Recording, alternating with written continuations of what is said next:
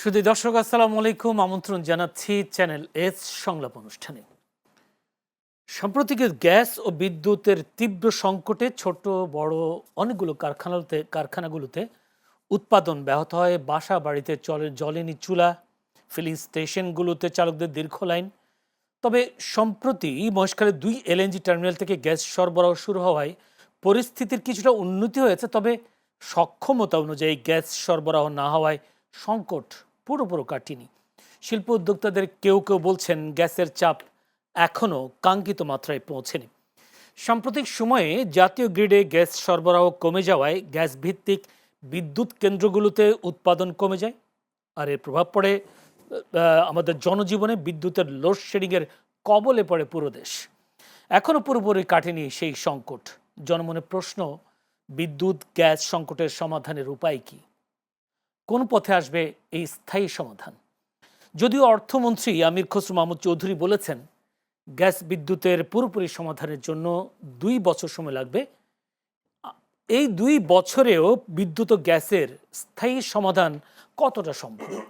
এই প্রশ্নগুলো নিয়ে আজকে আমরা আলোচনা করব। এই বিষয়গুলো নিয়ে আলোচনার মধ্যে সীমাবদ্ধ রাখতে চাই, যেহেতু আজকে এই বিষয়টি বেশ বড় সংকটে পরিণত হয়েছে দেশে। এই বিষয়টি নিয়ে আলোচনা করবার জন্য স্টুডিওতে আমাদের সাথে উপস্থিত আছেন আমার ভাই আছেন মোহাম্মদ আমিন হেলালি, সাবেক সিনিয়র ভাইস প্রেসিডেন্ট বিসিসিআই। আমিন হেলালি, আপনাকে অসংখ্য ধন্যবাদ সময় দেওয়ার জন্য। আছেন মোল্লা আমজাদ হোসেন, সম্পাদক পাক্ষিক এনার্জি অ্যান্ড পাওয়ার। মোল্লা আমজাদ হোসেন, আপনাকে অসংখ্য ধন্যবাদ আমাদেরকে সময় দেওয়ার জন্য। দর্শক, পুরো অনুষ্ঠান জুড়ে আপনাদের সাথে আছি আমি জয়নুল আবেদিন। আলোচনায় ঢুকতে চাই। সেই আলোচনায় যেহেতু আমাদের সাথে একজন অভিজ্ঞ সাংবাদিক আছেন, যিনি দীর্ঘদিন ধরে এনার্জি পাওয়ার এইসব বিষয়গুলো রিপোর্ট করেছেন, নিজেও একটি পাক্ষিক পত্রিকার চালাচ্ছেন। সেই ক্ষেত্রে তার কাছে একটু জানতে চাইব, যদি বলি আমজাদ ভাই, আপনার কাছে প্রশ্ন আসলে যে অর্থমন্ত্রী আমির খসরু মাহমুদ চৌধুরী বলেছেন বিদ্যুৎ গ্যাস সংকটের সমাধান হতে 2 বছর লাগবে। এখন 2 বছরটা কি যদি বলা হয় তাহলে কি দেশের মানুষ আতঙ্কিত হবে? আবার যদি আতঙ্কিতের বিষয় হয়ও, তারপরে কি আপনার কি মনে হয় 2 বছরে আমরা কতটা স্থায়ী সমাধান পাবো? ধন্যবাদ। আপনি মানে আপনার সূচনাতেও বলেছিলেন যে 2 বছরে কতটা স্থায়ী সমাধান হবে। দেখুন, অতীত টানতে না গেলেও অতীত আসবে। যেটা হচ্ছে বাংলাদেশের যদি পুরো স্বাধীনতার পর থেকে সময়কালটা ধরেন, তো বিদ্যুৎ এবং জ্বালানি খাতের উন্নয়ন এবং নিজস্ব সক্ষমতাকে কাজে লাগানো বা নিজস্ব জ্বালানি সম্পদকে কাজে লাগানোর সময়কাল আপনি ধরতে পারেন ৭২ থেকে ৮০। তারপরে একটা অচলকাল, মানে ৮১ থেকে ৯০। তারপরে ৯১ থেকে ২০০১। তারপরে কিছুটা আশার আলো এসেছে ২০০৭-৮। তারপরে আবার একটা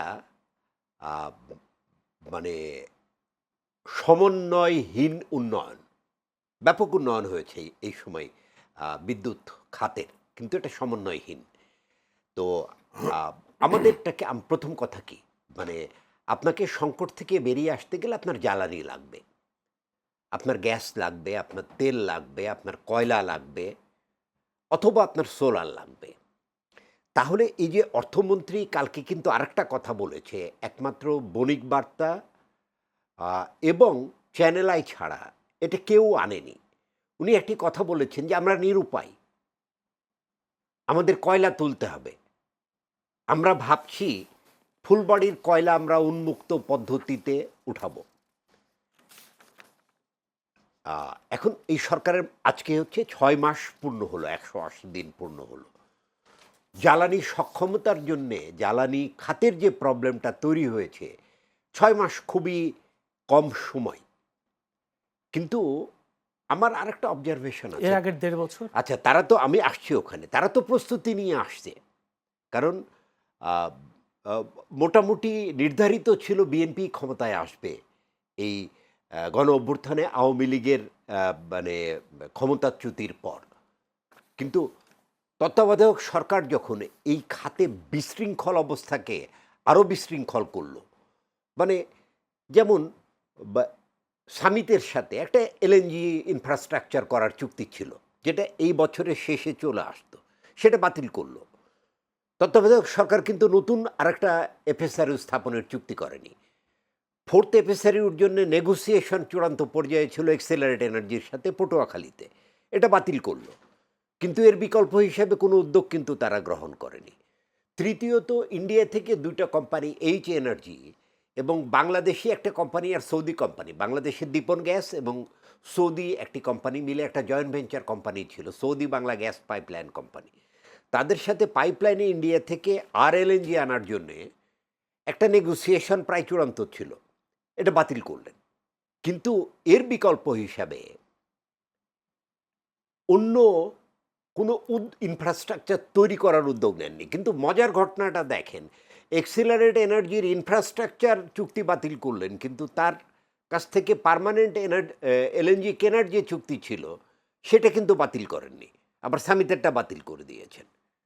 এটা গেল প্রথম। দ্বিতীয়ত, এই বাংলাদেশের যে বিদ্যুৎ, মানে এখন আমরা নিউজ দেখছি যে গ্রামে ব্যাপক পরিমাণ বিদ্যুৎ সংকট, তার মূল কারণ কিন্তু শুধু যে বিদ্যুৎ ঘাটতি সেটা না, ব্যবস্থাপনা সংকটও আছে।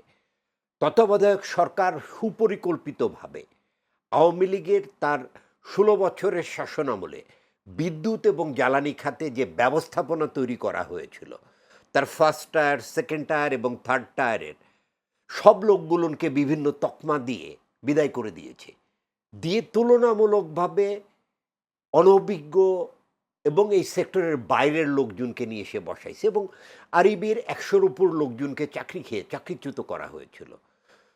তত্ত্বাবধায়ক সরকারের শেষ সময়ে এসে তাদেরকে চাকরিতে পুনর্বহালের চুক্তি থাকলেও, কথা বলা হলেও, এখন পর্যন্ত তাদেরকে পুনর্বহাল করা যায়নি। আমার মনে হয় একটু খতিয়ে দেখা দরকার যে গ্রামে যে বিদ্যুৎ সরবরাহ হচ্ছে, এটা বিদ্যুৎ মানে উৎপাদন ঘাটতির জন্যে নাকি ব্যবস্থাপনা ঘাটতিও আছে। দ্বিতীয়ত, আপনার বিদ্যুৎ উৎপাদন সক্ষমতা আছে 28,000 মেগাওয়াট প্লাস। জি, আপনি গ্যাস দিয়ে বিদ্যুৎ উৎপাদন করতে পারছেন না, কয়লা দিয়ে এখন প্রায় 6,500 পর্যন্ত উৎপাদন হচ্ছে, কয়লার সক্ষমতা পুরোটা কাজে লাগানো হচ্ছে। আমাদের ফার্নেস টু ওয়েল বেস বিদ্যুৎ কেন্দ্র আছে, এটা ঘাটতির সময় যাতে আমরা বিপাকে না পড়ি সেটা ম্যানেজ করার জন্যে। কিন্তু এই পুরো সক্ষমতা আপনি ব্যবহার করতে পারছেন না। কেন করতে পারছেন না? তারা বিপুল অঙ্কের টাকা পাবে, সেই টাকা কেয়ারটেকার গভর্নমেন্ট এসে একটা স্টান্টবাজি করেছে। ইউক্রেন যুদ্ধের পর থেকে যে বকেয়া পড়েছিল শুরুতে তারা পরিশোধ করেছে, কিন্তু যাওয়ার সময় তারা আবার বকেয়া রেখে গেছে এটা $5 বিলিয়ন উপরে। যার কারণে আবার দেখেন, এই সরকার দায়িত্ব নেওয়ার পর থেকে যোগানে একটা সংকট হয়ে গেল, কারণ 10 দিনের মাথায় ইসরায়েল আমেরিকা ইরানকে আক্রমণ করলো এবং হরমুজ প্রণালী আমাদের একটা বড় উৎস এবং আমাদের তেল এবং জ্বালানি সরবরাহের মানে মূল উৎসটা হচ্ছে মধ্যপ্রাচ্য। যেমন আমাদের দীর্ঘমেয়াদে প্রায় $10 প্লাস মাইনাসে যে এলএনজি পাওয়ার চুক্তি ছিল, সেখান থেকে আমরা প্রায় 75 কার্গো এলএনজি পাওয়ার কথা, তার মধ্যে ইতোমধ্যে 33টা ক্যান্সেল হয়ে গেছে। যার কারণে আমাদের এখন যেটা $10 এলএনজি পার এমএমবিটিউ, সেটা কিন্তু আমাদের কিনতে হচ্ছে $21, $22।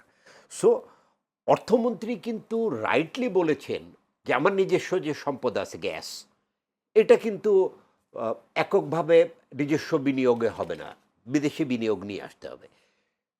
কেয়ারটেকার গভর্নমেন্টের সময়, ইন্টারিম গভর্নমেন্টের সময় তার আস্থা তৈরি করতে পারেনি জন্যে বিডিং রাউন্ডে, অফশোর বিডিংয়ে একটি কোম্পানিও আসেনি।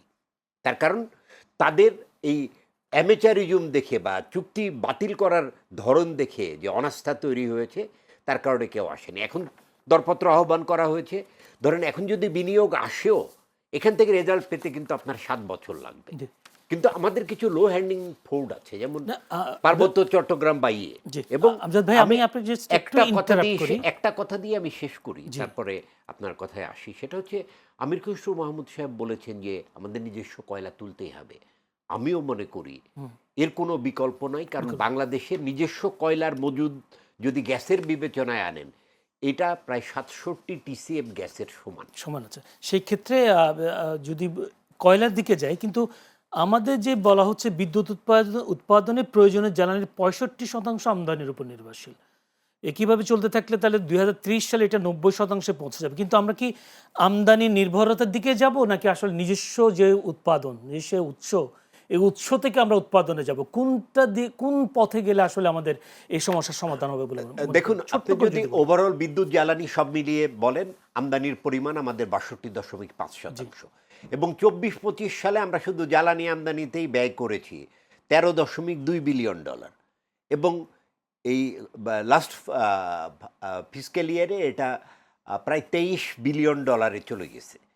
তো আপনি এই যোগান দেবেন কোত্থেকে? আর আমদানিতে যাব না এই কথা বলার অবস্থায় বাংলাদেশ নাই।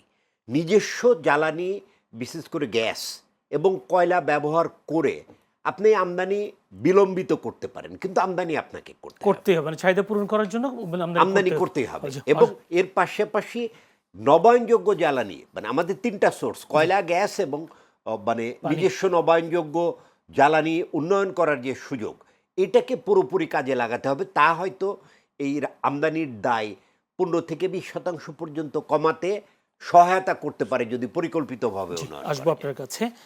জনাব মোহাম্মদ আমিন হেলালি, আমরা দেখেছি এই বিদ্যুৎ গ্যাস সংকটের কারণে বেশ কয়েকটি কারখানা বন্ধ হয়ে গেছে, এরকম পত্রিকায় নিউজও ছিল।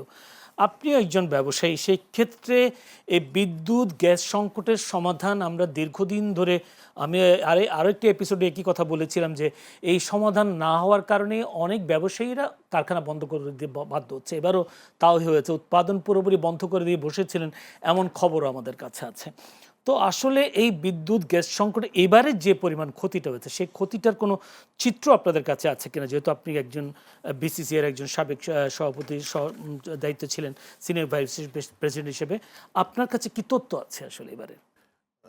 ধন্যবাদ আপনাকে, ধন্যবাদ টেলিভিশন টেলিভিশনকে, দর্শক শ্রোতাকে। তো আজকে এটা তো অত্যন্ত বার্নিং ইস্যু এখন এই মুহূর্তে। আমাদের দেশ সামনের দিকে এগিয়ে যাবে যেই ভিত্তির উপরে, যেমন অর্থনীতি হলো যে তার মূল চাবিকাঠি। অর্থনীতি যে জায়গা থেকে এগিয়ে যাবে, বিদ্যুৎ বা পাওয়ার ছাড়া সেটা তো একটি চাকাও ঘুরবে না। তো না ঘুরলেই তো অর্থনীতি স্টপ হয়ে যাবে। আপনি দেখেন, আমাদের লাস্ট প্রায় 3 বছর বাংলাদেশে, 3 থেকে 3.5 বছরে বাংলাদেশে কিন্তু নতুন কোনো ইনভেস্টমেন্ট আপনি সেভাবে পাবেন না, নেই। এক্সিস্টিং যে ইনভেস্টমেন্ট, সেই জায়গায় কিন্তু এই এক্সিস্টিং ইনভেস্টমেন্টেও তারা কিন্তু মানে খুবই খারাপ অবস্থায় আছে। চারিদিকে চাপ, এনবিআরের চাপ, ব্যাংকের চাপ, তার উপরে গিয়ে উৎপাদন ব্যাহত। তো সেখানে আপনার নীরবে কিন্তু আপনার এখানে ছাঁটাই হয়ে যাচ্ছে লোকজন। এটা কিছু করার নাই এখানে, মানে কেউ কিন্তু ইচ্ছাকৃতভাবে কেউ কাউকে বিদায় করছে না। এখানে অটোমেটিক্যালি কর্মসংস্থান রিডিউস হচ্ছে। সেই জায়গায় আমরা বলতে পারি প্রায় 28-30% রাইট দিস মোমেন্ট আপনার পুরো বাংলাদেশে যা ইনভেস্টমেন্ট বা কলকারখানা আছে, সেখানে আপনার উৎপাদন রিডিউস হয়ে গেছে 30% এই কয়দিনে হয়েছে। আমরা মনে করি ঠিক আছে, হয়েছে, অসুবিধা নেই। আমাদের সংকট হতেই পারে, আবার উত্তরণও হতে হবে আমাকে।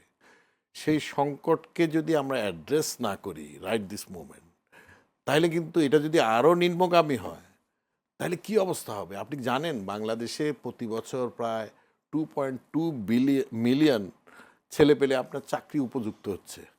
আমাদের সব ইয়াং জেনারেশন, 65% to 70%। সেই লোককে আমার কাজে লাগানো, এটাই বলতেছে পুরো পৃথিবীতে এই ডেমোগ্রাফি হলো যে আমাদের শক্তি। এখন সেখানে বেকার সমস্যা বেড়ে যাচ্ছে। নতুন কর্মসংস্থানে যারা আসছে তাদের জন্য কাজ হবে না। কেন হবে না? বিকজ অফ বিদ্যুৎ। আমরা এটা তো এখন দেখতেছি যে সব কিছু চাবিকাঠি হলো পাওয়ার। এই পাওয়ারের সমাধান সরকারকে করতেই হবে, এর কোনো বিকল্প নেই। সীমিত সময়ে আসলে সরকার কি কাজ করতে পারে এই মুহূর্তে? সীমিত সময় বলে কোনো কথা নেই। আজকে 56 বছর বাংলাদেশ স্বাধীন হয়েছে, এর সীমিত সময় কোথায়? আমরা এই সরকার তো মাত্র আসছে 6 মাস। যে যেখানে কাজ করেছে, যে সরকারি এসেছে, তারাই তাদের মতো করে কাজ করে গেছে। কিছু ভুলভাল করেছে, কিছু অনিয়ম করেছে, আবার কিছু অগ্রগতিও করেছে। তো এইখানে প্রত্যেকটা সরকারই এইভাবে এগিয়ে গেছে, এবং সেই জায়গায় বাংলাদেশের অর্থনীতি আপনার 1.5 বিলিয়ন থেকে এখন 500 বিলিয়নে আইসা অর্থনীতি এসছে। আপনি এটাকে তো অস্বীকার করতে পারবেন না, এটা বাস্তবতা। এখন এই অর্থনীতি যদি ডিক্লাইনিং হয়, আপনি কাগজে কলমে পাচ্ছি না কেন, আমাদের সব জায়গায় কিন্তু এটা অনলাইন নাই, আমরা অ্যাকাউন্টেবিলিটি নাই, বাট হিসাবটা কিন্তু সঠিক।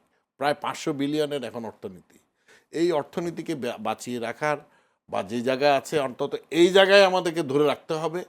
এই জায়গায় ধরে রেখে এটাকে, এই যে উনি আস্থাহীনতার যে বললো যে সবচেয়ে ডিজাস্টার হয়ে গেছে, আমরা এখন মনে করছি যেটা আমরা সবাই পুরা বাংলাদেশের 20 কোটি মানুষ একটা আশান্বিত হয়েছিল যে আমাদের যেই সরকারের যে সরকার প্রধান এসেছে পুরা পৃথিবীতে তার একটা নাম ডাক, সে এসে যে বাংলাদেশের এই ছোট্ট একটা দেশটাকে সে তার নিজের দেশ মনে করেছে কিনা এটাও আমার আমি মনে করি যে এখন এটা প্রশ্নবিদ্ধ। কারণ উনি এইভাবে ডিজাস্টার করে দিয়ে গেছে 20 কোটি মানুষ, কিন্তু এদেরকে নিয়ে খেলা। আমাদের কিন্তু একবেলা যদি না খাইতে পারে, 3 বেলা না খেলে কারো বিল্ডিং পাতি, কোনো টেলিভিশন, কোনো কিছুই কারো গায়ে জামাও থাকবে না। মানুষের যখন পেটে ভাত থাকবে না, সবাই আমাদেরকে টাইনা হেসরা, কে কারে যে মেরে ফেলবে খেয়ে ফেলবে আমরা জানি না।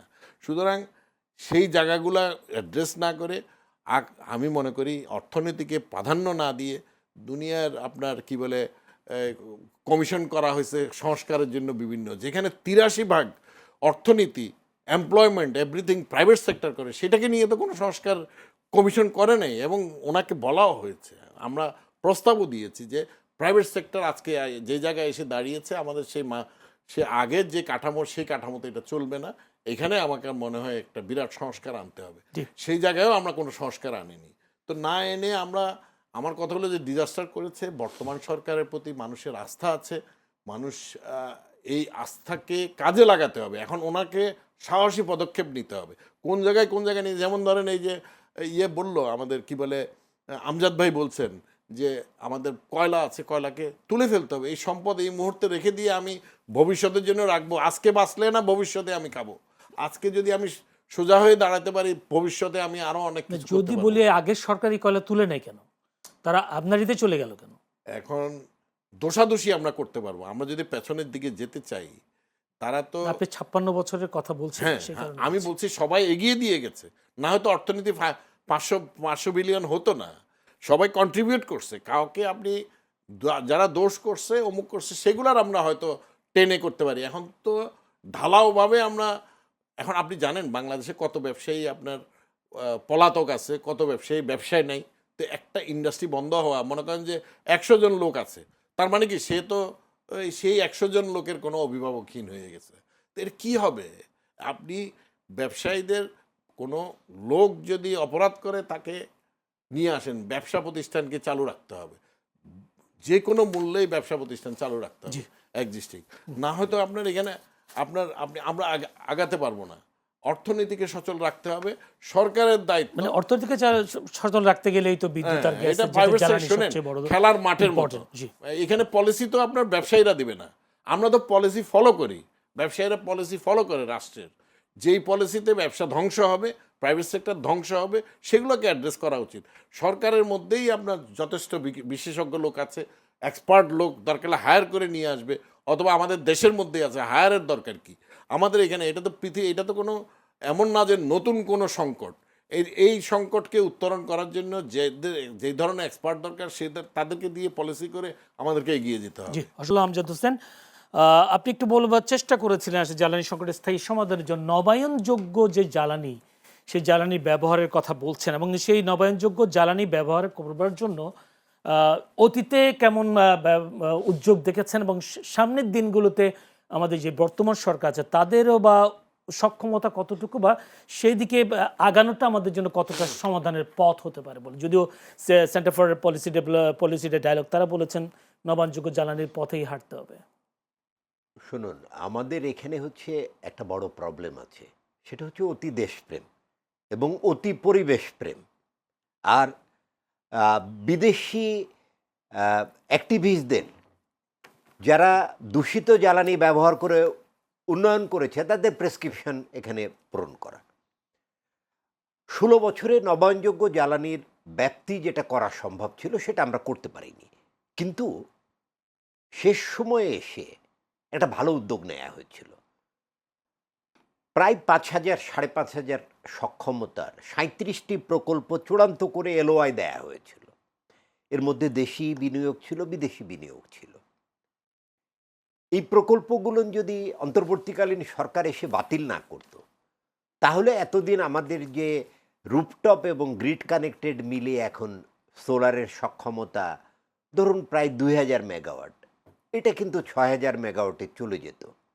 সেটা কিন্তু আমাদেরকে একটা বড় রিলিফ দিত। এই সরকার যেটা করেছে, মানে প্রাইম মিনিস্টারের যে ইচ্ছে, সেটা কিন্তু খুবই মহৎ এবং ভালো। তার ইচ্ছার প্রতিফলনে একটা কাগজও তৈরি হয়েছে, যেটা কৌশলপত্র বলা হচ্ছে, যে নবায়নযোগ্য জ্বালানি উন্নয়ন এবং জ্বালানি দক্ষতা কৌশলপত্র, যেটা 2030 পর্যন্ত। এখানে এক্সিস্টিং যা আছে তার বাইরে আরও 10,450 মেগাওয়াট বিদ্যুৎ শক্তি ক্যাপাসিটি রিনিউয়েবল এনার্জি থেকে যুক্ত করার কথা হয়েছে। বলা হচ্ছে তার মধ্যে 4,500 মেগাওয়াট আসবে গ্রিড কানেক্টেড সোলার থেকে, 5,500 মেগাওয়াট আসবে রুফটপ থেকে। কিন্তু সমস্যা হচ্ছে এটার জন্যে মাননীয় অর্থমন্ত্রী বাজেট বক্তৃতায় এখানে ট্যাক্স হলিডে দিয়েছেন, এখানে শুল্কমুক্ত সুবিধা দিয়েছেন। কিন্তু আপনি যে কোনো ব্যবসায়ীকে জিজ্ঞেস করেন, এই বাজেট পাশ হওয়ার পর তারা সোলার আমদানি করতে গিয়ে একটা এসআরওর কল্যাণে তাদেরকে 2% অগ্রিম আয়কর দিতে হচ্ছে, 15% মূল্য সংযোজন কর দিতে হচ্ছে। মানে কাগজে শূন্য, কিন্তু দিতে হচ্ছে 17% কর। এই পরিকল্পনাটা যদি বাস্তবায়ন করতে হয়, এটা বাস্তবায়ন পর্যায়ের যে সক্ষমতা বা তাদের মধ্যে সরকারের এই পলিসির যে বাস্তবায়ন মনস্কতা, সেটা কিন্তু আমি দেখি না। এর পিছনেও কিন্তু কারণ আছে, শুধু নবায়নযোগ্য জ্বালানির ক্ষেত্রে না। আপনি বোলার, ধরেন আপনি খুব ভালো বোলার, সো অন্য কেউ ফিল্ডিং যদি সাজিয়ে রেখে যায়, বা বিরোধী পক্ষের কোনো বোলার যদি আপনার ফিল্ডিং সাজিয়ে যায়, আপনি কি উইকেট পাবেন? বিএনপি বিপুল সংখ্যাগরিষ্ঠতা নিয়ে ক্ষমতায় এসেছে এবং প্রধানমন্ত্রী স্বয়ং এই সংকট থেকে বেরিয়ে নতুন শিল্পায়নের মাধ্যমে 5 বছরে 1 কোটি নতুন কর্মসংস্থান তৈরি করতে চান, যার মূল ভিত্তি হচ্ছে জ্বালানির নিরাপত্তা বা নিশ্চয়তা। সেটা যদি ঠিক করতে হয়, তাহলে আপনি ইন্টারিম গভর্নমেন্ট যারা সুপরিকল্পিতভাবে এদেশের জ্বালানি খাত ধ্বংস করে দিয়ে গেছে, যাদেরকে দিয়ে ধ্বংস করেছে, সেই ফিল্ডিং রেখে আপনি ব্যাটিং করে কি কোনো সাফল্য পাবেন? পাবেন না। যেমন আমি আপনাকে উদাহরণ দিই, যে নিজস্ব অর্থায়নে কোনো প্রকল্প গ্রহণ এবং বাস্তবায়ন করা হলে সেটার মন্ত্রণালয় পর্যায়ে এটার মানে বাজেট লিমিট ছিল না। অন্তর্বর্তীকালীন সরকার সো কল্ড আর্থিক সততা দেখাইতে গিয়ে এটা 50 কোটিতে সীমাবদ্ধ করে দিয়ে গেছে। 50 কোটি টাকা ব্যয়ে এনার্জি সেক্টরে একটা ইটও কেনা যায় না, প্রকল্প বাস্তবায়ন তো দূরের কথা। আবার পেট্রোবাংলার একটা প্রপোজাল ছিল যে কূপ খননের আগে যে ফিজিবিলিটি স্টাডি, এইটা করার দরকারটা কি? এটা বাদ দিয়ে যে সেজমিক জরিপ টরিপ আছে, এটাকে করে ডিপিপি অনুমোদন করে দেয়া হোক, সেটা আবার পাল্টালেন। এই ধরনের অনেক ধরনের সোকল্ড সততা তৈরি করতে গিয়ে এমন কিছু ঝামেলা তৈরি করে গেছে এবং জনবল বিন্যাস যেভাবে করে গেছে, এটা যদি আপনি অব্যাহত রেখে, এই তো সবে সেদিন অন্তর্বর্তীকালীন সরকারের মানে রেখে যাওয়া জ্বালানি সচিবকে অন্য মন্ত্রণালয়ে বদলি করা হলো। আপনার কি মনে হয় যে অন্তর্বর্তীকালীন যে ব্যবস্থাপনা, মানে আমলাতান্ত্রিক ব্যবস্থাপনা সাজিয়ে গেছে, তাকে দিয়ে আপনি আপনার এই 2 বছরে জ্বালানি সংকট থেকে বেরোতে পারবেন? পেট্রোবাংলার চেয়ারম্যান নাই 3 বছর 3 মাস, আপনি এখানে চেয়ারম্যান না দিলে সিদ্ধান্ত কে নেবে? কারণ আপনি অফশোর বিডিং বা আয়োজন করে রাখছেন, বলছেন অনশোরেও বিডিং করবেন। এই সিদ্ধান্তগুলো কি নেবে, কে নেবে? $1 বিলিয়ন সিদ্ধান্ত তো আপনাকে নিতে হবে। তো আপনাকে যে কাজটা করতে হবে, একটি বিষয় কাজ শুরু হয়েছে, সেটা হচ্ছে প্রধানমন্ত্রী মাতারবাড়ি সফর শেষে যে কথা বলেছিলেন 10 বছর মেয়াদি একটা জ্বালানি নিরাপত্তা পরিকল্পনা বাস্তবায়ন করা হবে। আমার জানা মতে এইখানে নিজস্ব সম্পদ কয়লা, গ্যাস এবং নবায়নযোগ্য উৎসকে অগ্রাধিকার দিয়ে পরিকল্পনা প্রণয়ন করা হচ্ছে। কিন্তু একটা বিষয় করতে হবে, সরকারের ইচ্ছেপত্র বা সরকারের সিদ্ধান্ত যাদের অবহেলার কারণে বাস্তবায়ন হচ্ছে না। একটা নেট মিটার বলা আছে নতুন পলিসিতে যে এটা 15 কার্য দিবসের মধ্যে হতে হবে, এটা 1 বছরও লেগে যায়। পাকিস্তানে সোলারের এত সাফল্য আসছে, 7 দিনের মধ্যে নেট মিটারিং কানেকশন দিতে হয়। আপনাকে এই ধরনের কিছু বৈপ্লবিক পরিবর্তন আনতে হবে। আরেকটা কথা বলি, জি এই 6 মাসে পেট্রো বাংলা অনেকগুলো ডিপিপি অনুমোদনের জন্য পড়ে আছে, অনুমোদন করা সম্ভব হয়েছে মাত্র 2টি। তো আপনি যে সংকট, এই সংকটের জন্যে কোনোভাবে এই সরকার দায়ী না। তারপরে দায়িত্ব নেয়ার পর একটা যুদ্ধ তাদেরকে আরও বিপাকে ফেলেছে। এখন মূল পরিকল্পনায় যে বিষয়টাকে আওয়ামী লীগও কখনো গুরুত্ব দেয়নি, এই সরকারও যদি গুরুত্ব না দেয়, আপনাকে এনার্জি আমদানি করতে হবে। কিন্তু এই এনার্জি আমদানি করার অর্থায়নটা কোত্থেকে আসবে? এবং গ্লোবাল মার্কেট যদি ভোলাটাইল হয়, জিওপলিটিক্যাল বিষয়টাও আপনাকে বিবেচনায় রাখতে হবে। আপনি পাইপলাইন সাপোর্টটা কিভাবে দেবেন বা ইন্টারিম ম্যানেজমেন্ট আপনার কি থাকবে? জি সেই ক্ষেত্রে যে গভর্নমেন্ট খুব ভালো কথা বলেছে গ্যাস আমদানির জন্যে, 2টা এফএসআরইউ আছে, একটা নতুন করে নেগোসিয়েশন এই মাসের মধ্যে শেষ হয়ে যাবে। আরও 2টা এফএসআরইউ করার সিদ্ধান্ত যেটা নিয়েছে খুব ভালো। এবং ল্যান্ড বেস টার্মিনালটাও করতে হবে। আপনাকে মনে রাখতে হবে, আপনি যদি 30 সালের মধ্যে গ্যাস আমদানি অবকাঠামোর সক্ষমতা কমপক্ষে 2,500 মিলিয়ন ঘনফুটে নিয়ে যেতে না পারেন, তাহলে কিন্তু শিল্প বাঁচবে না।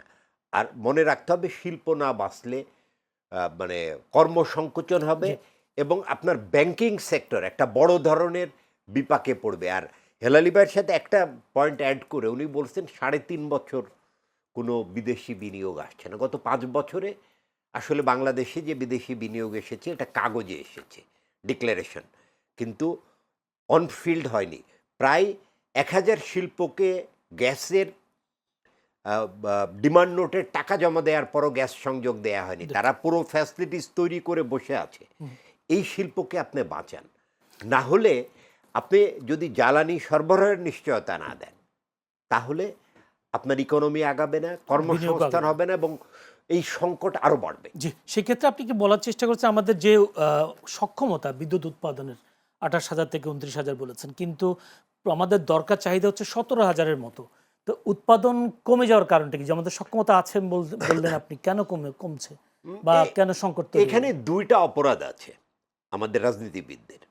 সরি, কারণ এই মানে একটি দেশের জন্য খারাপ এবং ভালো, বাংলাদেশের যত অর্জন, বাংলাদেশ অর্জন থেকে শুরু করে সব কৃতিত্ব কিন্তু রাজনীতিবিদদের। কিন্তু রাজনীতিবিদরা নাম্বার খুব ভালোবাসেন জনপ্রিয়তার জন্য। এই আমাদের পাওয়ার জেনারেশন ক্যাপাসিটি একটা নাম্বার। আপনি ধরেন সব ফুয়েল সাপ্লাই ঠিকভাবে পেলেন, 12,300 মেগাওয়াট আছে গ্যাস ভিত্তিক বিদ্যুৎ উৎপাদন ব্যবস্থা, এর 80% জেনারেশন হওয়ার কথা। আপনাকে যদি পুরো 2200 গ্যাস দেয়া যায়, আপনি কি জেনারেশন করতে পারবেন? আমি গ্যারান্টি দিয়ে বলতে পারি আপনি করতে পারবেন না। কিছু নাম্বার আছে যে পাওয়ার প্ল্যান্টগুলো আসলে রিটায়ারমেন্টে দিয়ে দেওয়া উচিত। এখন প্রশ্ন আসবে, আমরা গালি হয়ে গেছে এই দেশে রেন্টাল, কুইক রেন্টাল। অন্য সবার কাছে যেটা রেন্টাল, কুইক রেন্টাল, এটা আমার কাছে পদ্ধতি। আমার কাছে পাওয়ার প্ল্যান্ট মানে এটা কোন ফুয়েলে চলে সেটা হচ্ছে প্রশ্ন। বিশেষ ক্ষমতা আইনে এখানে বিদ্যুৎ কেন্দ্র করা হলো। বাংলাদেশে পাওয়ার ট্যারিফ, যে ট্যারিফে বাংলাদেশ বিদ্যুৎ কিনছে, এটা ওয়ার্ল্ডের ওয়ান অফ দ্য লোয়েস্ট। কিন্তু সমস্যাটা কি হয়েছে, হুট করে এসে 2018 সালে 23 থেকে 2500 মেগাওয়াট নতুন বিদ্যুৎ কেন্দ্র স্থাপন করা হয়েছে, যেটা বাড়তি ছিল। আপনি বিদ্যুৎ কেন্দ্র স্থাপন করেছেন, আপনি সেটা নিচ্ছেন না, না নিলে ক্যাপাসিটি চার্জ দিতে হচ্ছে। ক্যাপাসিটি চার্জ তো দিতে হবে, সে তো বসে তাকে পয়সা দেবে না। একটি কথা বলে শেষ করতে চাই, সেটা হচ্ছে বিদ্যুৎ খাতের এই যে নাম্বারের সাফল্য দেখছেন, এটা কিন্তু বিএনপির হাত ধরেই শুরু হয়েছিল। মরহুম খালেদা জিয়া যখন প্রাইম মিনিস্টার, তখন তার 91-96 সরকারের শেষ সময়ে একটা পলিসির খসড়া চূড়ান্ত করেছিলেন, যেটা হচ্ছে বেসরকারি বিদ্যুতে উৎপাদনে বেসরকারি বিনিয়োগ নীতিমালা, যেটা আইপিপি পলিসি আমরা বলি। আওয়ামী লীগ কিন্তু খুব স্মার্ট একটা পার্টি, যার কারণে ওই খসড়াটা তারা প্রথম ক্যাবিনেট মিটিংয়েই অনুমোদন করেছে এবং এটার ভিত্তিতে বেসরকারি বিনিয়োগ এনেছে। বর্তমান সরকার একটা কথা বলছে, এনার্জি সেক্টরের যে ক্রাইসিস, এটা থেকে যদি ওভারকাম করতে হয়, এখানেও আপনার লোকাল এবং ইন্টারন্যাশনাল প্রাইভেট ইনভেস্টমেন্ট লাগবে। জি। সরকারের একক বিনিয়োগ এবং সরকারের একক দক্ষতা দিয়ে এই যে গাট্টায় পড়ে গেছে দেশ, এখান থেকে বেরোনো কোনো কোনো সুযোগ নেই। একটু যেতে চাই মোহাম্মদ আমিন হিলালি, আপনিও একটু করে জেনেছেন আসলে আমাদের দেশে যদি বলি একেবারে আমাদের দেশের কয়লা খনিতে মজুদ আছে, যেটা বলা হচ্ছে তথ্য বলছে 7,800 মিলিয়ন টন কয়লা। সেক্ষেত্রে অন্তত এই কয়লা দিয়ে 200 থেকে 300 বছর দেশে কয়লার প্রয়োজন মেটানো সম্ভব, এরকম একটা কথা বলা হচ্ছে। কিন্তু আমরা দেখলাম সে কয়লা আমদানি করতে 20 থেকে 25,000 কোটি টাকা প্রতি বছরে আমদানি করতে হচ্ছে। লাস্ট ইয়ারে দেশে 18 মিলিয়ন করতে হয়েছে। দেশে কয়লা থাকার পরেও এই যে বিদেশ থেকে কয়লা আমদানি করে বিদ্যুৎ উৎপাদন, এই বিষয়টাকে আপনারা কি দেখছেন? কি এখানেও কি যে ভাইয়ের মতো বলবেন নাকি দেশপ্রেম, নাকি অন্য কিছু, অন্য কোনো লাভ?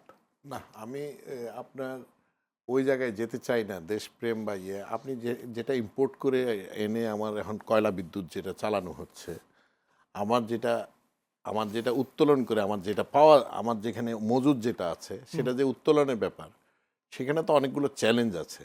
Right. সেটার জন্য একটা প্রস্তুতিরও দরকার আছে। আমি মনে করি এটা ফেলে রাখার তো বিষয় না। সরকার ইমিডিয়েটলি আমার কিভাবে আমার সলভ করতে হবে সেটার জন্য হয়তো আমদানিতে গেছে, কিন্তু আমার এখন যে ইয়েটা আছে ইতিমধ্যে কিন্তু আমি মনে করি যে একটা পরিকল্পনা এবং এটা অ্যাকশন প্ল্যানে যাওয়া উচিত ছিল, বা অ্যাকশন প্ল্যান থাকা উচিত ছিল যে আমার এই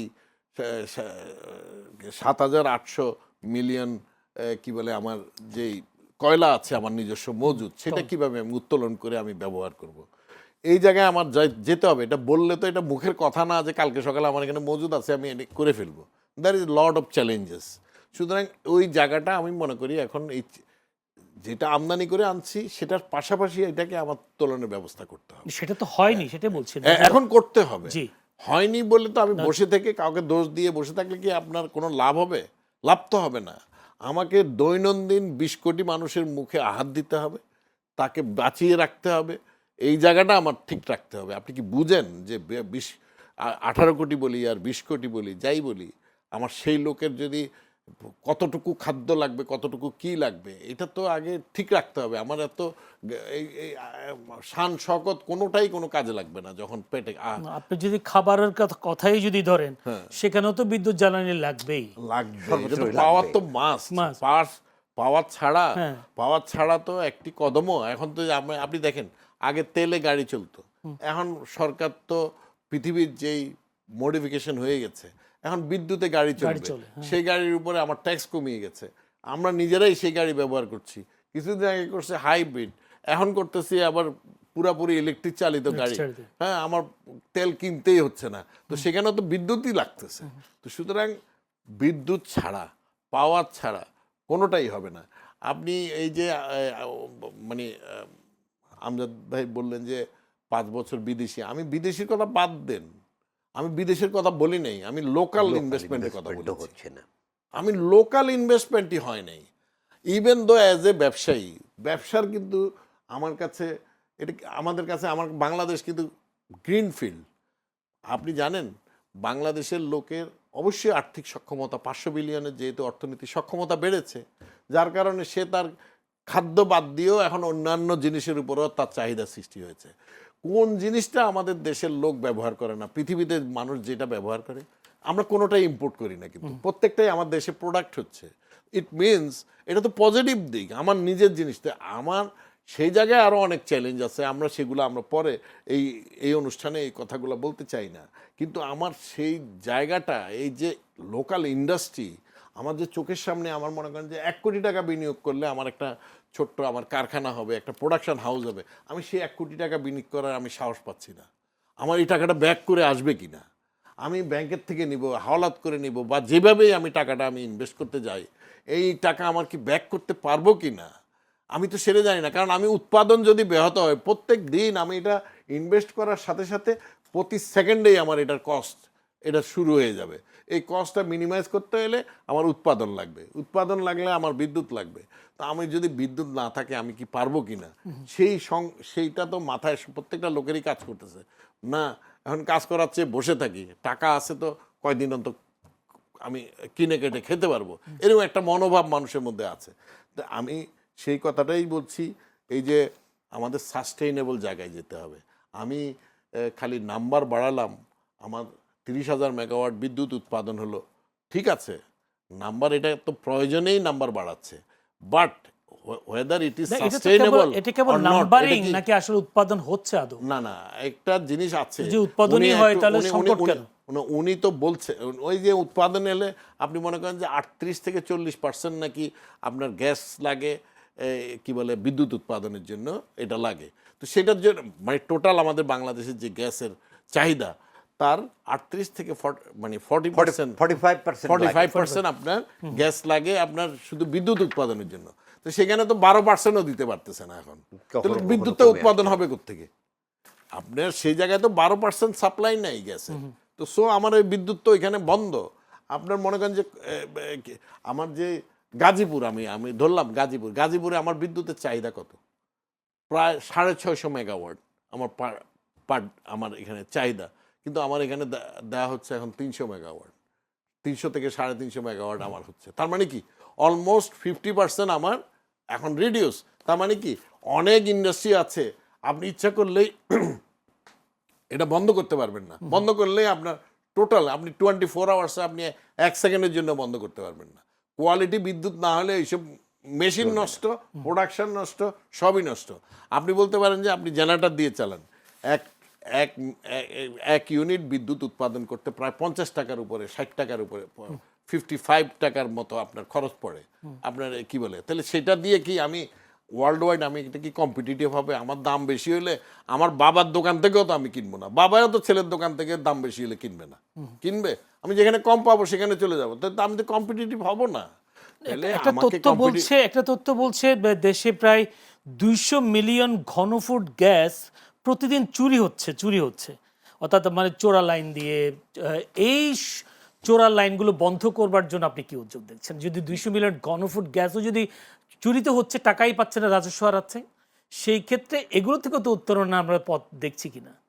এখন শুনেন, কথা বললে নিজের গায়ে পড়ে। হ্যাঁ, এখন আমরা জাতিগতভাবে চোর হয়ে গেছি, আমাদেরকে বেরোয় আসতে হবে, এই মাইন্ডসেট থেকে বেরোয় আসতে হবে।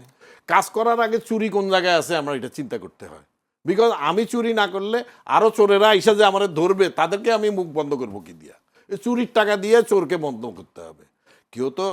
কেউ ইচ্ছাকৃতভাবে করতে হয়, মানে চুরি করে, আর কেউ অভ্যাসগতভাবে। হ্যাঁ, কথাটা বুঝছেন না? এখন আমি বাঁচার জন্যও চুরি করতে হয়।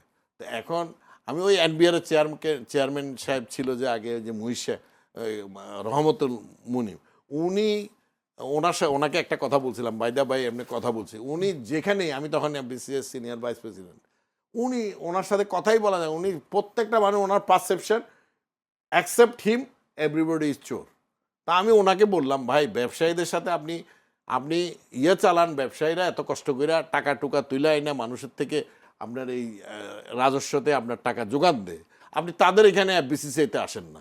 হ্যাঁ, তা আমি ওনাকে বলতেছিলাম আপনি চোর বলেন, তা আমি আপনাকে একটা কথা বলি, চোর আমরা সবাই হয়ে গেছি। আপনার যে ডিপার্টমেন্টের আপনি চেয়ারম্যান, আপনি মনে ধরে নিলাম সৎ, আপনার সব লোক যে চোর, তা আপনি কি বাদ আছেন নাকি? আপনিও তো চোর। তাহলে আমি বলি সব আপনিও চোর, পুরা কাস্টম চোর, এটা বলে তো চালানো যাবে না। সেক্ষেত্রে আমাদের উত্তরের উপায়টা কি? না, আমি বললাম যে যেই চুরিটা আপনি এনবিআর এর যেই চুরিটা দেশের অর্থনীতিকে সমৃদ্ধ করে, সেটাকে আপনি এক চোখে দেখেন, আর যেই চুরি পুরা দেশকে খালি করে ফেলে, অর্থনীতিকে ডিজাস্টার করে, সেটাকে আরেক চোখে দেখেন। আপনি সব চুরিকে একসাথে আইনা যারা কাজ করতেছে তাদের কাঁধের উপর তুলে দিবেন, তাহলে তো হবে না। সেক্ষেত্রে কি চুরি বন্ধ করা যাবে না, বা বন্ধ করতে হবে? না, আপনি যেই কথাটা, এই যে গ্যাসের চুরি কথা বললেন, তারা চুরি বন্ধ করা যাবে, এটা সৎ উদ্দেশ্যের ব্যাপার, টপ টু বটম আমার ডিক্লারেশন, আমি চুরি করব না। চুরি করলে কি হবে, সবাইকে মেসেজ দিয়ে দিতে হবে, চুরির বিচার থাকতে হবে, তাহলে সব চুরি বন্ধ হয়ে যাবে। দর্শকদের ধন্যবাদ। যদি মোল্লা আমজাদ হোসেন, আপনার কি মনে হয় আসলে এই মুহূর্তে তামিম, যিনি জ্বালানি বিশেষজ্ঞ, তিনি বলেছেন আমাদের যে জ্বালানি সক্ষমতা যদি একটা অবকাঠামো তৈরি করা, অন্তত 7 দিনের যদি এলএনজি আমরা যদি মজুদ রাখতে পারি তাহলে কিছুটা ঝুঁকিমুক্ত হবে। এবং সেই এলএনজি টার্মিনাল বা 7 দিনের এলএনজি মজুদ রাখার জন্য কি পরিমাণ টাকার প্রয়োজন হবে, বা সে নিশ্চয়ই সেটার জন্য এলএনজি টার্মিনালকে আলাদা করে করতে হবে কিনা? না, শুনুন, এই মানে ল্যান্ড বেস টার্মিনাল মানে স্থলভাগে এলএনজি টার্মিনাল না হওয়া পর্যন্ত আপনি এলএনজি স্টোরেজ করতে পারবেন না। কারণ এটা একটা স্পেশালাইজড, কারণ মানে অনেক কম টেম্পারেচারে এটা ফ্রিজিং করা থাকে এই গ্যাসটা, তারপরে এসে আবার টেম্পারেচার বাড়িয়ে দিয়ে এটাকে রিগ্যাসিফাই করা হয়। সো আপনি এফএসআরইউ দিয়ে মানে জরুরি প্রয়োজন মেটাতে পারবেন, কিন্তু এফএসআরইউতে স্টোরেজ করতে পারবেন না। 24 ঘন্টা 36 ঘন্টার স্টোরেজটা থাকে। দুনিয়ার অনেক দেশ আছে, ইউরোপের অনেক দেশ আছে, তাদের 1 বছরের গ্যাস স্টোরেজের সক্ষমতা আছে। এখন আপনার সেই সক্ষমতা আছে কিনা, আবার আপনার ভৌগোলিক অবস্থাও সেটা সাপোর্ট করে করছে কিনা। কিনা?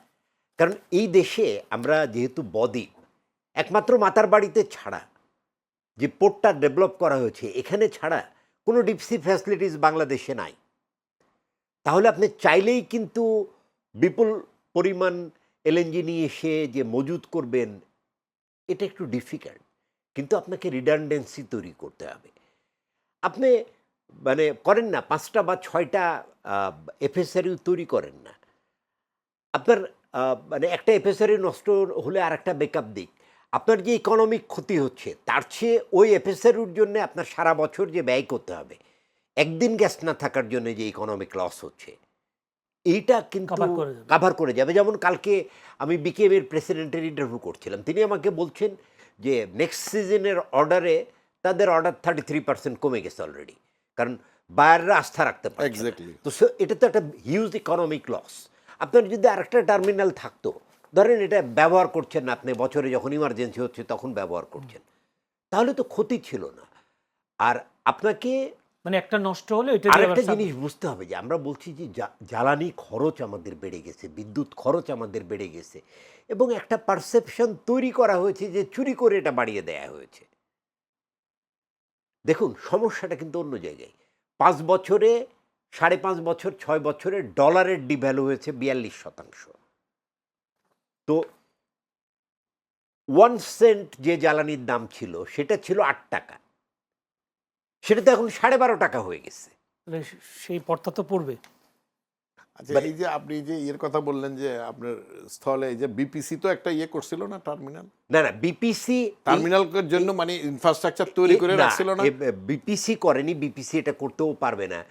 এলপিজি আমদানির জন্য একটা বাল্ক এলপিজি আমদানির জন্য আমাদের LPG carrying cost per ton 95 থেকে $105 পর্যন্ত পড়ে। ইন্ডিয়াতে এই কস্ট হচ্ছে $40 মাত্র। আমরা যদি এখানে একটা বাল্ক টার্মিনাল করি এবং গভর্নমেন্ট যদি ইমিডিয়েট এটা প্রাইভেট সেক্টরকে ছেড়ে দেয়, তাহলে আগামী 3 বছরের মধ্যে এই ধরনের একটা বাল্ক টার্মিনাল হয়ে যাবে। কিন্তু এটা যদি বিপিসির তত্ত্বাবধানে করা হয়, এটা 10 বছর লাগবে। হবে কিনা সেটা নিয়েও সন্দেহ আছে। তো আর আপনি গ্যাস, আমার কাছে সময় একদম নেই, গ্যাস চুরির কথা যেটা বললেন, অনেকেই বলেন যে এই 200 যে সিস্টেম লস হচ্ছে এর মধ্যে আমার বিবেচনায় 150 চুরি। কিন্তু এই চুরি একটা বড় সমস্যা আছে। আপনার গ্যাস লাইন কিন্তু প্রায় 60 বছর 40 বছরের পুরনো। এই আবাসিক গ্যাস লাইন পরিবর্তন করা ছাড়া আপনি কিন্তু এটা খুব ড্রাস্টিক্যালি কমাইতে পারবেন না। তবে দক্ষ পিপুলদের মানে সঠিক জায়গায় বসিয়ে ব্যবস্থাপনা নিলে আপনি ইমিডিয়েট 2 মাসের মধ্যে 50-60 MMCFD গ্যাস সেভ করতে। সেক্ষেত্রে আমাকে ছোট্ট করে যদি বলেন, আপনি বলার চেষ্টা করেছেন কি কি সমস্যার সমাধান করলে মোটামুটি একটা সংকট থেকে মুক্ত হবে। ছোট্ট করে এই মুহূর্তে এই সরকারের জন্য আসলে কি প্রস্তাবটা আপনার আছে, যে মানে একেবারে দ্রুত সমস্যার সমাধান? আমার প্রস্তাব আছে 2 বছরের মধ্যে সবচেয়ে ভালো যে কাজটি সরকারের কাছে করা আছে। বাংলাদেশে পাওয়ার ডিমান্ড দুনিয়ার কোথাও মেলে না। আমাদের উৎপাদিত বিদ্যুতের 57% ব্যবহার হয় আবাসিক খাতে। এই সরকার যদি এই ডিমান্ডের 20% স্ট্র্যাটেজিক উদ্যোগ নিয়ে রুফটপ সোলার প্লাস মানে স্টোরেজ এই প্রকল্পগুলো করে, যদি যেগুলো ব্যারিয়ার আছে, যে ট্যাক্সের ব্যাপারটা বললাম, এবং ইটকলকে দায়িত্ব দিয়ে এই প্রকল্পগুলো যদি বাস্তবায়ন করে, আমি মনে করি এক বছরের মধ্যে রুফটপ সোলার থেকে আপনি 10% এবং সেকেন্ড ইয়ারে যে 20% হাউস হোল্ড ডিমান্ড আপনি কমিয়ে আনতে পারবেন, যেটা আপনার ইলেকট্রিসিটি জেনারেশনের উপর চাপ কমাবে, এনার্জি আমদানির চাপ কমাবে। জি, এখানে আমি একটু সাপ্লিমেন্ট করতে চাই ছোট্ট আর কি করে। আপনি, হ্যাঁ, ছোট্ট করে। সেটা হলো যে আপনি যেটা বলছেন যে ট্যাক্সের ব্যাপারটা, এখানে সোলারের ম্যাক্সিমামই আমাদের আমদানি নির্ভর, সেটার উপরে ট্যাক্স ফ্রি করেছে। কিন্তু সোলারের যে কম্পোনেন্টগুলো এখানে তৈরি হচ্ছে, তাদের যে র মেটেরিয়ালস তা না, সেটা প্রায় 60% ডিউটি দিতে হচ্ছে। আমি মনে করি সেটাকে যদি করেন তাহলে আমার ফরেন কারেন্সি আরও সেইভাবে এটা আরও দ্রুত গতিতে এগিয়ে জি, যাবে। অসংখ্য ধন্যবাদ। দর্শক, আমরা খুবই গুরুত্বপূর্ণ একটি বিষয় নিয়ে আজকে আলোচনা করবার চেষ্টা করেছি। সেটা হচ্ছে যে বিদ্যুতের গ্যাস যে সংকট, সেই সংকটের আসলে স্থায়ী সমাধান কোন পথে, সেই বিষয়টা নিয়ে আলোচনা করবার চেষ্টা করেছি। আমাদের সাথে ছিলেন মোহাম্মদ আমিন হেলালি, সাবেক সিনিয়র ভাইস প্রেসিডেন্ট বিসিসিআই, ছিলেন মোল্লা আমজাদ হোসেন, সম্পাদক পাক্ষিক এনার্জি অ্যান্ড পাওয়ার। দুজনকে অসংখ্য ধন্যবাদ। তারা বলবার চেষ্টা করেছে আসলে বিদ্যুৎ গ্যাস ছাড়া আসলে একটা দেশের মধ্যে যে ইকোনমিক ডেভেলপমেন্ট, সেই ডেভেলপমেন্টটা অনেকটা যদি বা বিদ্যুৎ গ্যাস সংকট সমাধান করা না যায়, সেই ডেভেলপমেন্টটা বাধাগ্রস্ত হবে। সেই কথাই আসলে বলার চেষ্টা করেছে। সেক্ষেত্রে এই বিদ্যুৎ গ্যাস সংকটের সমাধানের পথে সবচেয়ে বড় যেটি কয়লা, সোলার প্যানেল, এই বিষয়গুলো তারা তুলে ধরবার চেষ্টা করেছেন, সেদিকে ধাবিত হওয়া দরকার বলে মনে করছেন। দর্শক, আমরা আজকে এই পর্যন্ত। আমাদের সাথে যে দুজন আলোচক ছিলেন তাদের দুজনকে অসংখ্য ধন্যবাদ জানাচ্ছি আর সময় দেওয়ার জন্য, সেই সাথে আপনারা ধৈর্য ধরে আমাদের এই অনুষ্ঠান দেখবার জন্য আপনাদের প্রাণডাল অভিনন্দন, শুভেচ্ছা জানিয়ে আজকের মতো শেষ করছি এবং আগামীকাল একই সময়ে চ্যানেলের সংলাপ অনুষ্ঠান দেখার আমন্ত্রণ জানিয়ে বিদায় নিচ্ছি। ভালো থাকবেন সবাই।